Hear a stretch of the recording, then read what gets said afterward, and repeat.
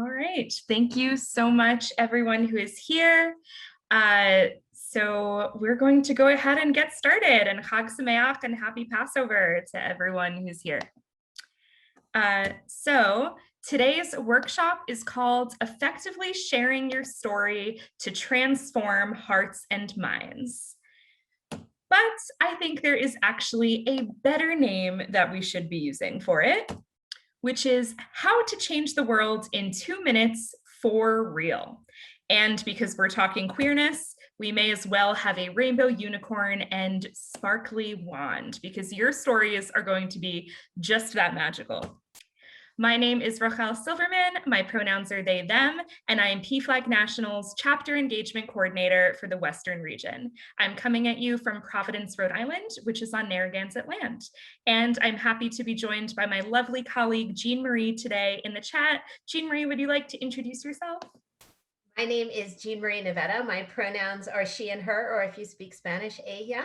I'm the Director of Learning and Inclusion at PFLAG National, and I am just here to support Rakhel. So if you need anything during today's session, please message me in the chat. I would be happy to help with anything that you need. Also, we are going to have some interaction. So you will be interacting with me and I'll be reading people's responses out. So again, please message me. My first name is Jean Marie, and I am coming to you from Palm Springs, California, which is on Agua Caliente land. Great, thank you so much, Jean Marie. Okay, so now I want us to get started with just a little bit of information about what PFLAG is, in case you aren't familiar with our work. So PFLAG is the nation's original ally organization, and we were actually founded by a Jewish family, the Manfords. From Queens, New York, Jean Marie Manford was the mother of a gay man, Morty, and in 1973, she revolutionarily marched in a parade with a sign declaring support for her son. PFLAG originally stood for Parents, Family, and Friends of Lesbians and Gays, but the name changed nearly a decade ago. We dropped the acronym, now it's just PFLAG. This was to better reflect the span of the organization's work and of the diversity of the LGBTQ+ community. And PFLAG is fully committed to trans inclusion. We were actually the first ever national LGBTQ+ organization that voted to create a rule that says unless legislation is fully inclusive of trans people, we won't support it. And PFLAG support work for trans people spans for most of the organization's lifespan. PFLAG serves people who are in the LGBTQ+ community themselves, as well as their family, loved ones, and allies of the queer community. There are 3 main pillars to PFLAG's mission: support, which most chapters do through peer-to-peer support meetings, where people tell their stories to one another, give each other advice and resources; education, which is accomplished through presentations on LGBTQ+ issue, or PFLAGers going out into their community to educate their schools, places of worship, doctors' offices; and advocacy, which PFLAGers do on the local and national level. And we have over 400 chapters and 200,000 members in the United States. Now, before we move on with the presentation, a reminder that if you haven't already downloaded this workbook, we're going to be using it during the session, which you can find at pflag.org/transjewstorytelling. And I believe Jean Marie is putting the link in the chat as well. So just give you a couple seconds to pull that up. So now I'm going to tell you all a little story about myself. And I'm going to stop sharing my screen for a second while I do it. So I am non-binary, which means that I don't identify as a man or a woman. I grew up in a traditional Jewish community where I didn't feel included. As someone who's AFAB, which means assigned female at birth, I wasn't allowed to lead services or even to have a bat mitzvah, the Jewish coming of age ceremony. And it felt really hurtful compared to my older brother and dad because I couldn't participate in Jewish life the same way that they did. And I was taught both at home from my family and in my Jewish community that queerness was a sin, which led me to really repress my gender identity and sexual orientation. Then when I went to college, I felt that separation from my family and finally came to terms with the fact that I am queer and trans. And I became really close with my queer rabbi on campus. And in my religion classes, I learned about how Jewish ritual can actually affirm queer and trans Jewish lives. Then between my rabbi, classes, and college friends, I realized that my Jewish and trans identities could not only be compatible with one another, but actually integral to one another. Then my senior year, this culminated in my chosen family bat mitzvah that I had on campus, where I read the Torah for the first time, surrounded by my friends, mentors, and even my professors. And I showed up as my full Jewish and trans self. So I didn't invite my dad, so he wasn't there because I didn't feel safe enough to come out to him yet at that moment. But I did come out to him a year later, and he did accept me, though he still has a ways to go, like learning how to use my pronouns. But I know that I have his love and the love of the Jewish community and my queer chosen family. So that's why I advocate for trans people to have inclusive Jewish communities, families, and rituals that affirm them. So I'm going to go back to sharing my screen for a second, and a prompt for the chat, we're going to be a bit interactive during this presentation, is to tell me one thing that you learned about me from my story. You can go ahead and anything at all that you learned, put that in the chat. So everybody, I am looking for one thing that you learned about Rakhel based on Rakhel's story that you just heard. And if you can share that in the chat, just one detail to let everybody know that you were listening. Somebody actually said that you are awesome. That's the first thing that I have learned, which I completely agree with. Let's see, does anyone else have anything else that you grew up in a traditional community with gender inequalities? And let's see if we see one more thing.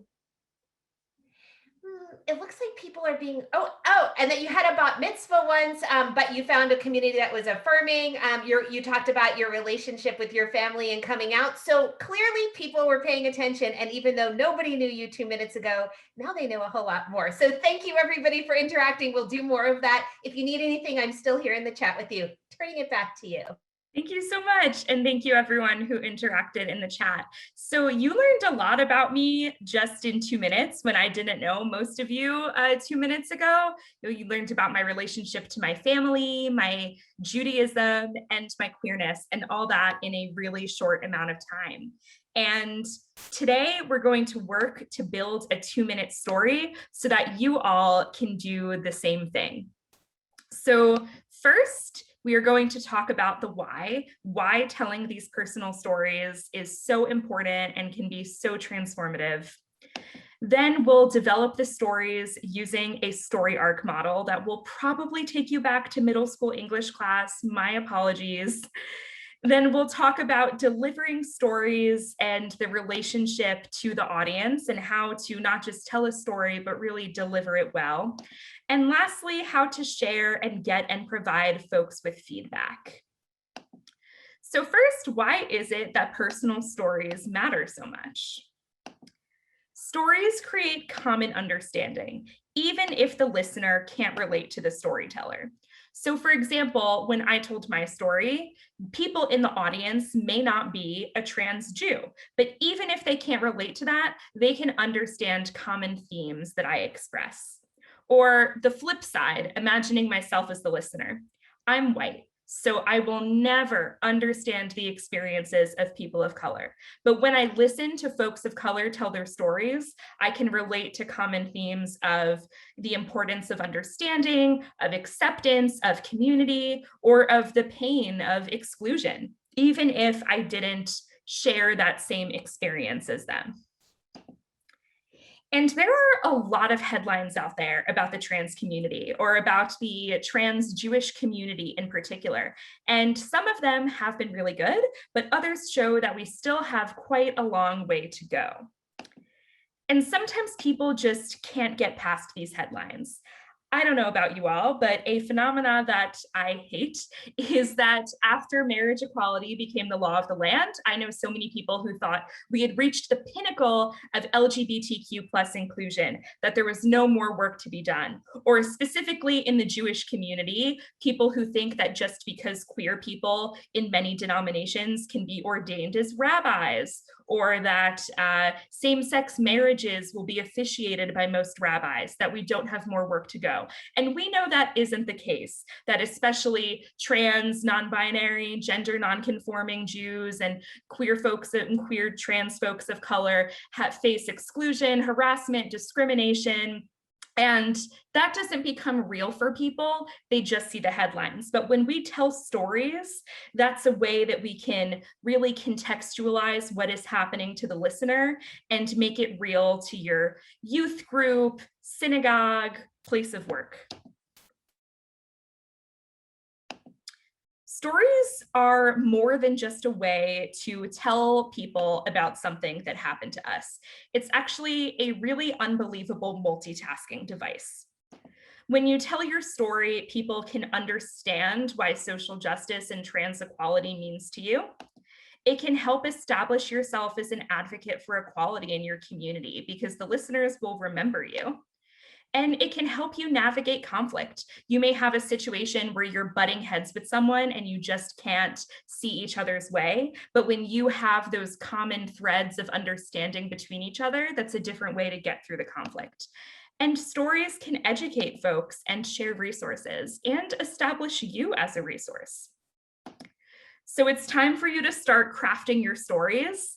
Today, during this workshop, you're going to work on a story related to LGBTQ equality, or it specifically can be about trans equality in Jewish communities, whatever topic you think can help make change in your Jewish communities. It could be about your synagogue having trans-affirming rituals, or advocating for the Equality Act, a federal piece of non-discrimination legislation for the queer community. So next prompt in the chat is to tell us the topic of one story related to queer equality that you could work on today.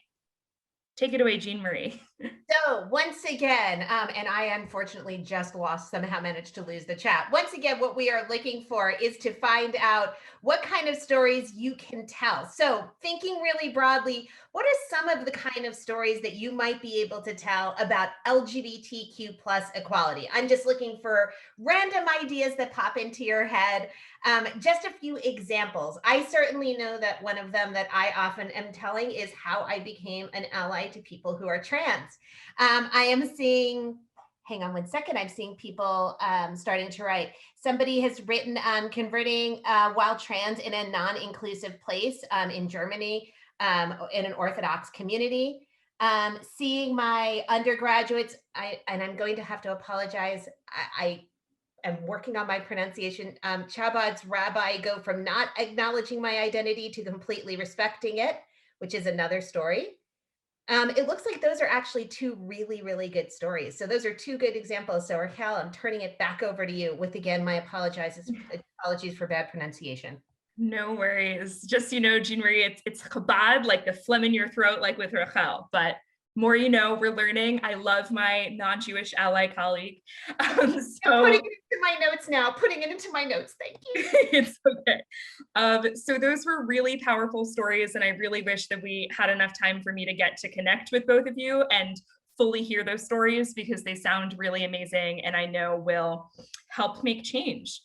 So here, if you haven't thought of the story yet, no worries, there is still time. Here are a few different ideas of stories that you can tell to get your gears turning.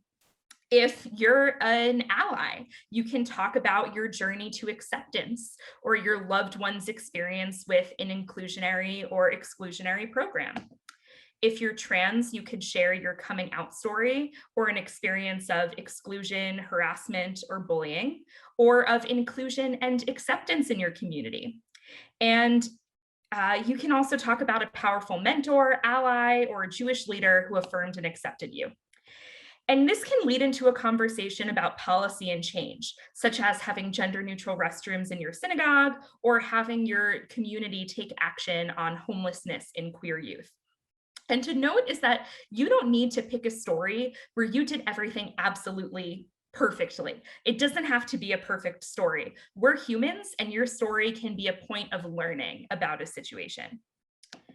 Now I'm going to direct everyone to the handout that we posted before, and you're going to look at page 1 of the workbook, Brainstorming Your Stories, and you're going to write down a few different headlines or topics, then circle one of them, and that's the one you're going to focus on during this workshop.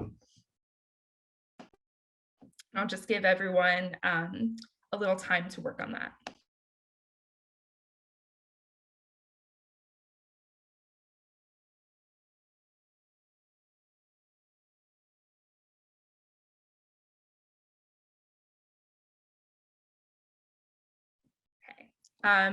You will definitely have time to keep working on these. So now, next prompt for the chat is what story you've decided to work on during today's class. Just the general topic of it. Would love if you can put that in the chat. And once again, I am looking to see what kind of stories people are planning on working on today. So if in the chat you want to just let us know what kind of story or which story of yours you're going to be working on today, I'll be willing to share a couple of them if we get a few, although I know people are still writing. And just a quick note, if anybody is looking to connect with Rakhel, I'm going to put their email address into the chat so you have it. And Rakhel, it looks like people are probably still working right now. So let's keep going so that way you can talk about building that story. And then when we get a little bit further in, we can always share some stuff. Yeah, great. Would love to keep, there's going to be plenty of opportunities to keep sharing during this presentation in the chat. So now we're going to talk about the purpose of the story. This is the MIT, the most important thing. If there was only one message that people could remember from your story, what would that be?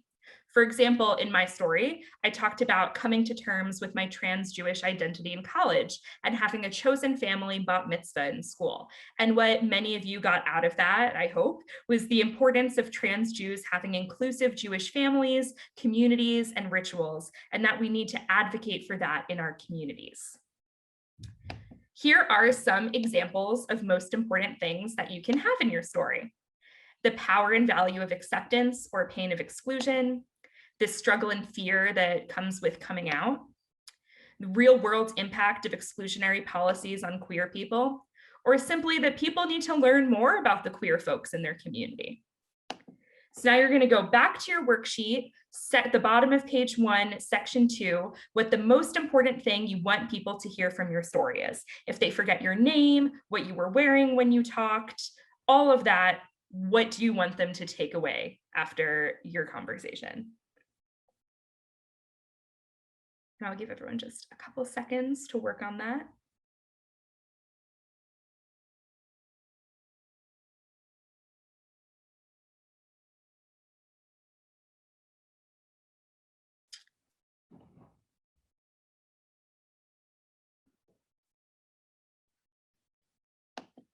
Now, I would love if you can share in the chat what the most important thing from the story you're working on is.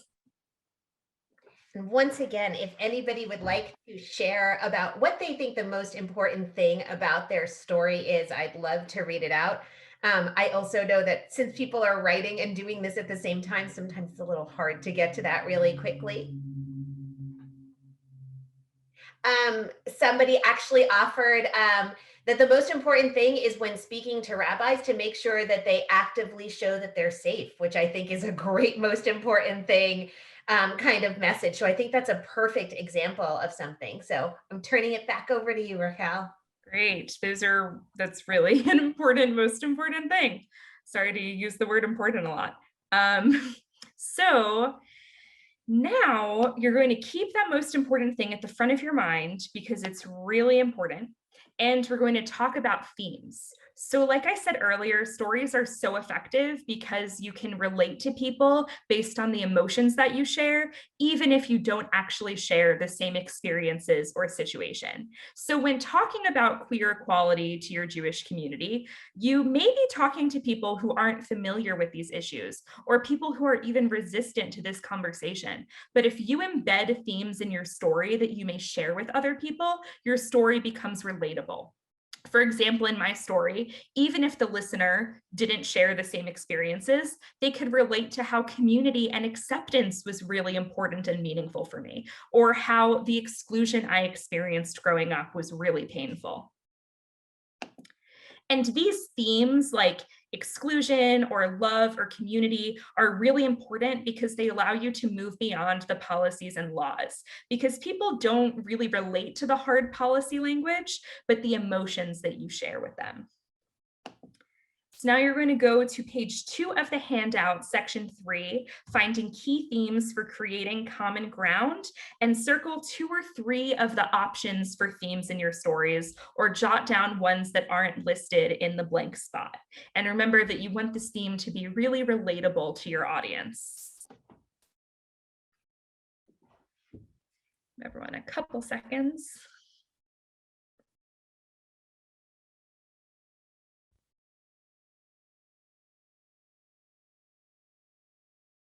Okay, hopefully everyone has narrowed down their themes. If not, you can keep working as we move on.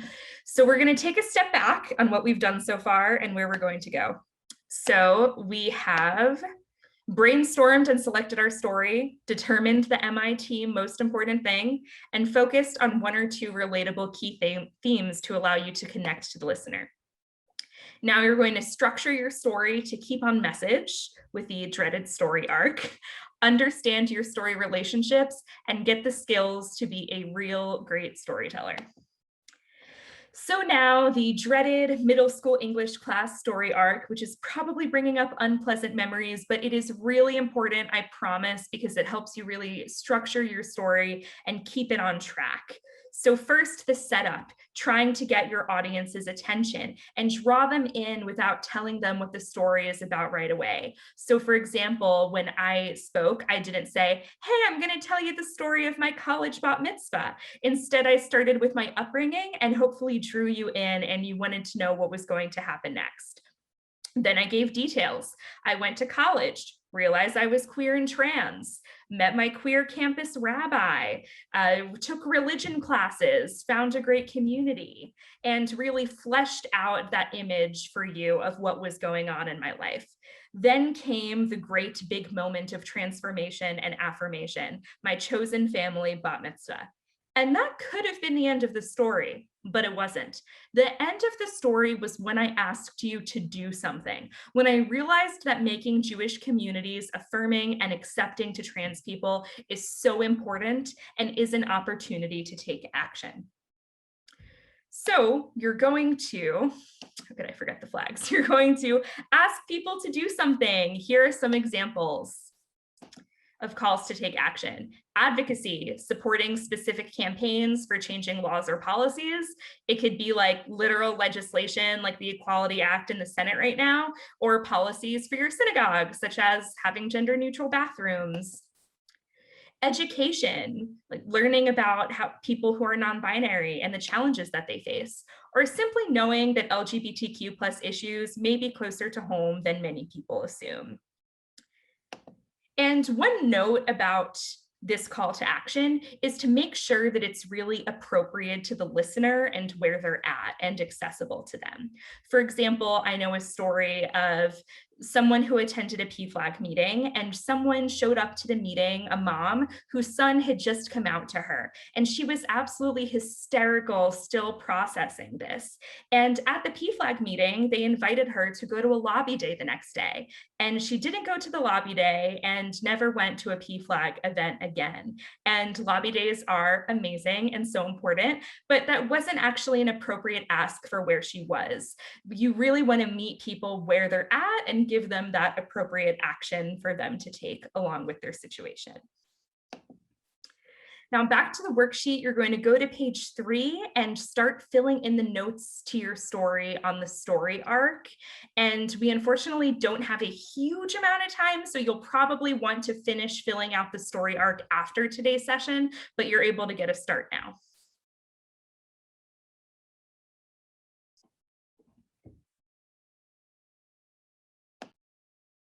Just give everyone a little bit to start.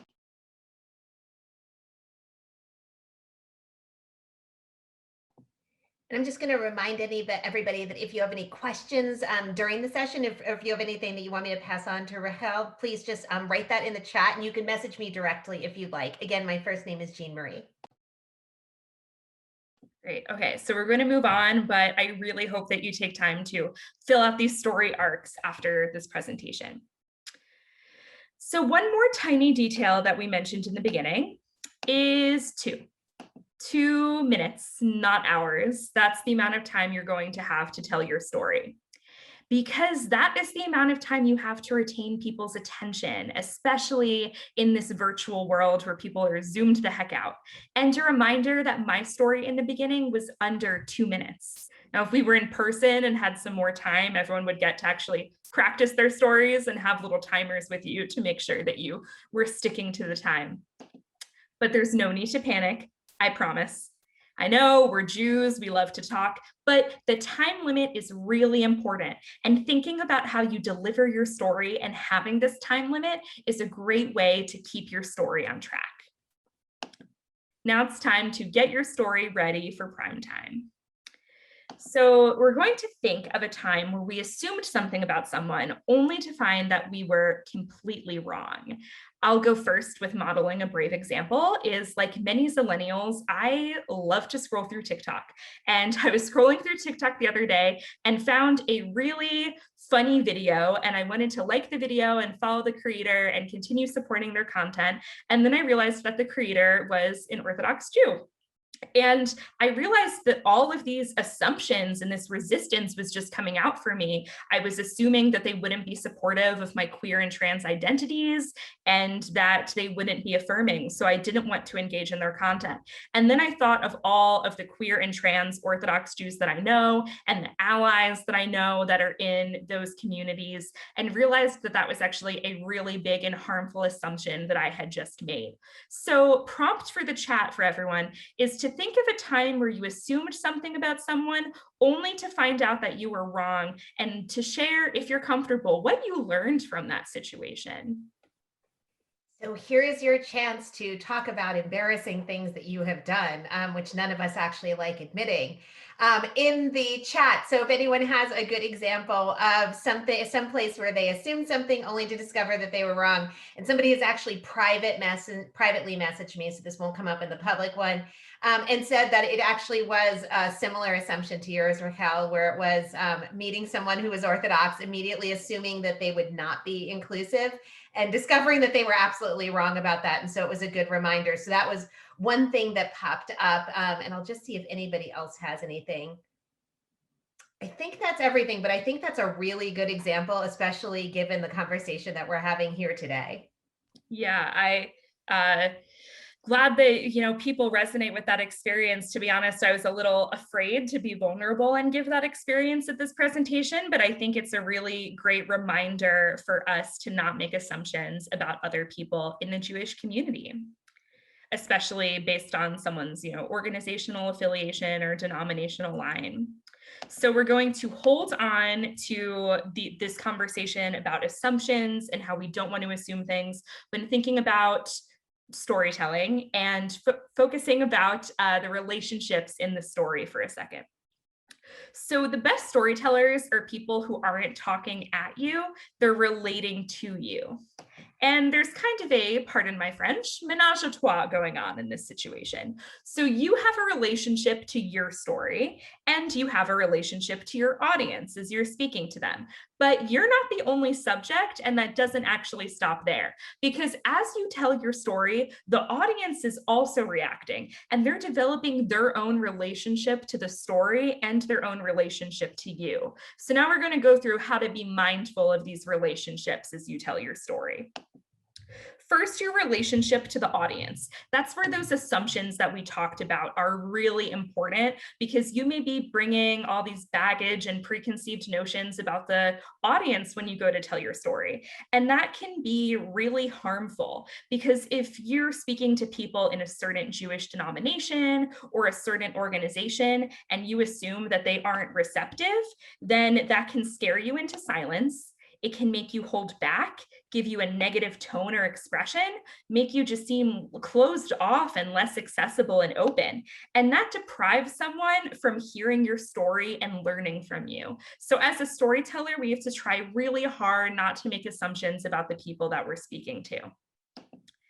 Now, your relationship to your story. So I have told my coming out story and the story about my bat mitzvah many times in the last few years. I tell it to PFLAG chapters at least once a week. And to be honest, it can be tempting for that story to just be a really robotic, memorized thing that I recite and just on autopilot. But you need to make sure that you're really present when you tell your story and that you're respecting the people who are listening to show that you care about your story, and that will help them take it in. And you can switch up your story a bit. Every time I tell my story, I discover something a little new about myself or new details, and that keeps it a little more fresh and alive.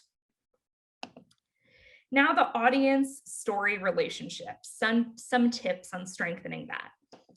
You want to keep your story simplistic with concise details and knowing what things you can leave out.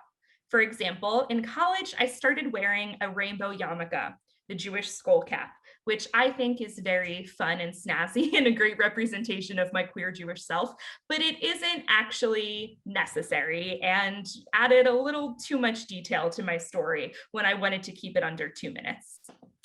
Surprise is also a great way to keep people interested in your story, especially when telling stories of journeys to acceptance or of coming out. For example, I know when I tell my story to PFLAG chapters, some listeners are on the edge of their seat waiting to see if I'm going to come out to my, oh, that went so fast, if and when I'm going to come out to my dad and whether my dad was going to accept me. Then credibility. I hope that a rule for always is to tell the truth, but when you are telling your stories, if you make up false details or exaggerate, then that can really damage your credibility as a storyteller. Now, a note about emotions. It's okay to get emotional when telling your story, especially when talking about things that are so personal to ourselves. I've cried while telling my story before, and that can actually be really powerful to the listener. But a disclaimer is if your story is too fresh, if it's still actively causing you trauma, if it's something that you're still working through and processing, it's okay if it's not time to tell that story yet. Honestly, there are many parts of my life that I know would make a really powerful story, but I'm still working on that in therapy. I'm not there to tell it yet, and that's okay. And I have to remind myself of that. Next, creating an image in someone's mind can really help them be there in the moment with you and resonate with you. And if you have actual images like a picture of the person you're talking about in your story that you could pull up on your screen or when you're in person, that can help them relate to you too. And to note about confidentiality, especially when talking about queer stories, is to make sure to only tell things that you have permission from the subject about, and to be really mindful not to accidentally out anybody to your listener. Now, getting out there and telling your story. There are two main situations in which we tell our stories. First is in a personal conversation, such as talking to someone after a service, just casually, or public speaking, like presenting to your synagogue's board. And these are very different circumstances, but there are main things that are in common for it. So some main things to keep in mind are your tone and expression. What is your tone saying? You may be saying something that's really kind, but your tone may not be so kind, and that can alienate the listener. And body language can also tell a lot, like your facial expressions, how close you are to the person you're speaking to, your posture and how you're standing, if you're making eye contact with them. And you can ask others for feedback on these things. For example, I know that I can look kind of glazed over and my facial expressions can seem kind of closed off. And that's helpful feedback that I've gotten from others. So that's something that I know to be really mindful of when I'm speaking. And another thing to be mindful of is terminology. The queers and the Jews, we love our acronyms. I feel like I'm always explaining to people what different acronyms mean. We have language for everything, for identities, organizations, historical figures, political terms, just so much jargon. And it can be really easy to forget to define these terms or to assume that your audience knows what you're talking about, especially if you're talking to people that you presume to be Jewish or presume to be queer. For example, you may have wondered why in my story I defined what AFAB, assigned female at birth, is, and I defined what a bat mitzvah is, the Jewish coming of age ceremony traditionally for girls. And you may be thinking, Rakhel, this is a trans-Jewish convening. Of course we know what AFAB and bat mitzvah are, and maybe you do, but there may be people who don't. So we want to really make sure not to gatekeep and not to assume other people's knowledge and be as accessible as possible with defining our terminology. And I really try to model that. Now, telling your story to your audience can be really scary. Here's a Seinfeld quote saying that people would rather be in the casket than the one delivering the eulogy. And if you are scared about public speaking or telling your story, you are not alone. But here are some tips to help you make it through. So some big things to remember. Regardless of the format or the number of people listening, this is your story and your own experiences. So you know what you're doing and it's going to be okay. You got this. You don't need to over practice or over rehearse. And you can have a family or friend come with you for moral support. That's totally okay. My partner is hidden in the apartment right now, listening to me present for moral support. And my friend and colleague, Jean Marie, is here on the line, and having that support really helps calm the nerves. Now, what if people ask questions during your presentation? It may happen, and it's totally okay. Like I said before, you know what you're talking about. It's your own experiences. It's fine. But a tip is that you can have a moderator screening questions in case any come in that are in bad faith, like how I'm having Jean Marie moderate the chat for me today. I'm actually not looking at the chat and it's scaring the heck out of me because I see there's a bunch of things in there, but I trust Jean Marie and know that she is there to moderate that and funnel the questions towards me. And then when the questions do get to me, it is okay and even a good idea to take down notes when someone asks a question that can help you process what it is that they're saying and also can help you keep track of the questions for later. Because, for example, you may get the same question over and over again every time you tell your story, and that may be feedback for you to address that question ahead of time when you tell your story and incorporate that into it. Now, a note on telling stories online is sticking to that 2 minutes or less is more important than ever because people are just so tired of being on their screens. And you really want to mind your environment, what's behind you, where your lighting is, how far you are from the screen, and what your volume is, and practice being on camera to actually see what you're going to look like in that situation. And you can bring a friend, someone to help you with the questions and manage the flow, like Jean Marie is doing for me tonight. And also with being mindful of your environment, as you can see on the screen, that is my cat, Babka Shulamit, also known as Bubala. I got her about a month ago and she is the love of my life. So sad for Bubala is that my door is closed so that she is not able to get in during this presentation. And she was very unhappy about this and I sent Jean Marie a photo before the presentation. Her paw was like totally under it as she was trying to break in. But I know that she loves to go behind me and will pop up and make a cameo. So when giving important presentations like this, I close the door. Sorry, not sorry on the photo of my cat. If you're still feeling nervous, that is totally okay. Here are some other tips. You can write a script to help you organize your thoughts. My script for today's presentation and for my story was originally word for word. And then as I went on, it became bullet points, and the bullet points became less and less words until I barely have to look at the words at all. Don't forget to breathe, always a good tip. Find a friendly practice audience like Babka Shulamit, actual photo of her helping me with this presentation. Breathe again. And if you feel comfortable listening to your voice or watching yourself, you can also record yourself. Most computers or devices have cameras, and this can be a great way to see how you are when you're speaking, which for me helps me keep my facial expressions in check to make sure that I am being as accessible as possible. And if you need some more help, you can get professional backup, like the website toastmasters.com that has further tips and learning opportunities. Now, telling your stories over and over again is the best way to build these skills. Audre Lorde reminds us that revolution is not a one-time event, and neither is storytelling.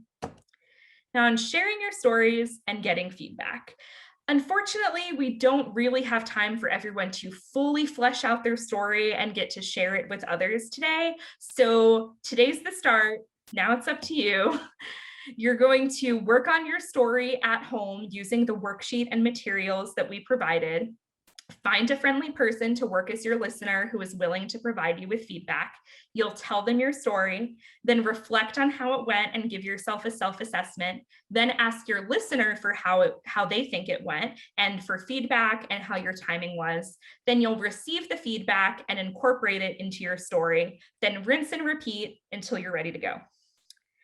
And some essentials to keep in mind are how you're going to get the audience's attention, what your most important thing is, what your call to action is, and how you'll keep the story under 2 minutes. Now, when you're the one providing people with feedback, here's some framework for how to do that, is first ask the storyteller for their own self-assessment. How do they think it went? What do they think they did well? And what do they wish that they did differently? Then you'll give feedback to the storyteller. Did they follow their arc and make their point clear? Did it fit in 2 minutes? Was their most important thing clear? And a note about this is also to be kind when giving your feedback. You're going to say things like, you know, you could have made your most important thing clearer, instead of saying, I really hated the way you reacted when your son came out. First, because like I said before, we're not expecting people to be perfect beings in their stories.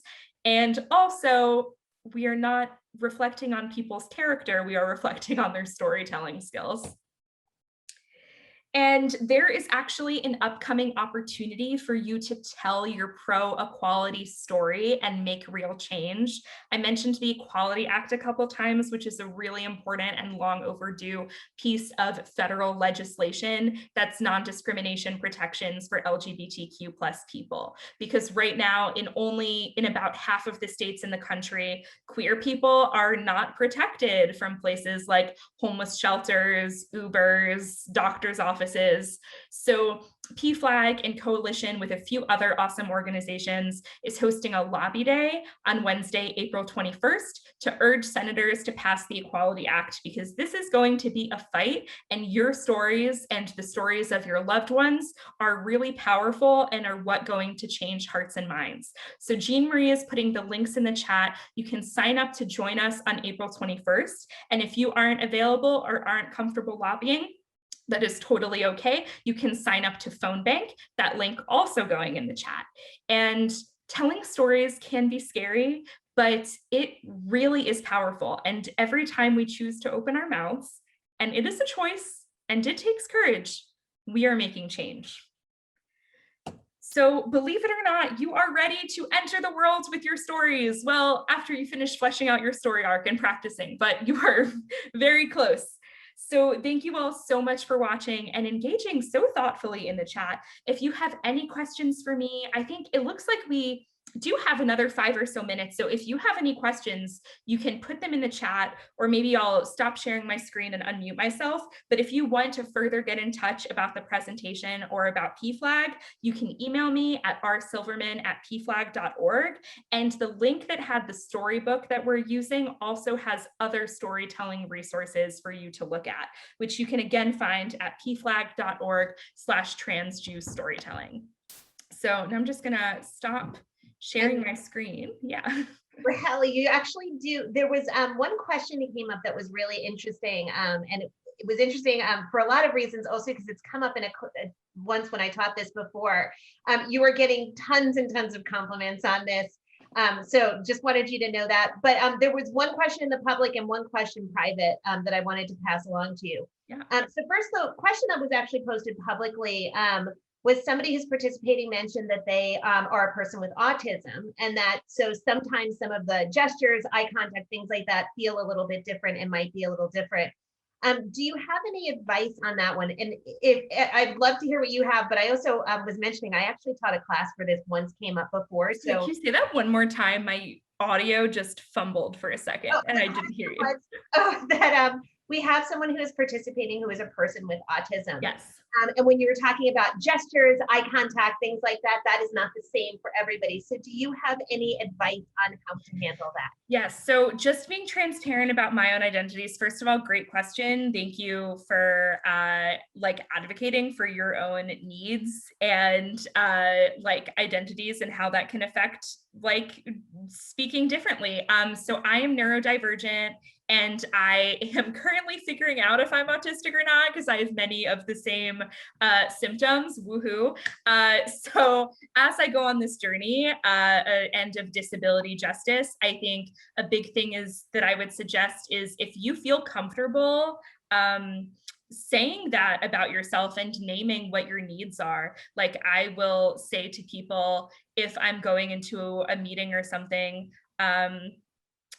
I personally can get nonverbal at certain times, or I may get overstimulated and may need to leave a little bit, or apologies if it seems like I'm not engaged. My making eye contact has nothing to do with you. It's if you're comfortable telling them that you are autistic, or I'll say hey, I'm disabled, I do things a little differently, that doesn't mean I'm not engaged or not paying attention. So yeah, I think that transparency, if you're comfortable with it, is a great way. And then also raising awareness of oh my God, you can be autistic and Jewish and trans. Whoa. And then it just blows their minds.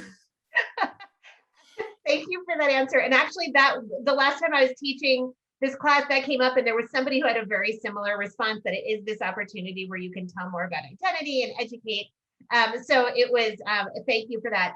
We also had one private question, which was, somebody asked if you could talk a little bit more about the call to action part of stories, because that's a really important thing. So could you give a few more examples of what a call to action at the end of a story might sound like, short of please come to lobby day? So it could be a specific event or something of telling a story and then being and that's why you should go to this lobby day for the Equality Act. Or if you're talking to a senator, and that's why you should vote for the Equality Act. But it doesn't have to be something as, I don't want to say as specific with there's an actual day or an event or thing to do. It could be something in my story, there wasn't, a really specific ask, but it was about how important having accepting families are. Or I could be talking about that is why we need to have great mentorship systems for queer elders that are engaging people, or why I could talk about the importance of having trans affirming rituals or gender neutral ritual options in Jewish communities, and trying to tie that in towards the end, because people actually, in my experience, want to have that action step, because they're going to hear your story, it's going to take them in, they're going to be really engaged, and they're like, I have all these feels, what do I do with these feels? And especially if they're an ally, you're like, hey, I'm giving you this gift of telling you ways that you can take action on this. And I hope that helps. I think that is excellent. And that looks like all of our questions. You are getting a lot of compliments and people are chatting and connecting. So I just want to remind people that in that chat, we have the links for the workbook, to contact Rakhel, to contact PFLAG, and to sign up for Lobby Day and the phone banking. And with that, Rakhel, I'm going to leave it to you to close Yeah, things. thank you so much. Also, since disability was coming up, I'm also co-leading with my partner an affinity group for trans disabled Jews that's later today. So if anyone wants to go to that, we can have more times to discuss person first, identity first language, and all the things, and ableism, and it's going to be a fun time.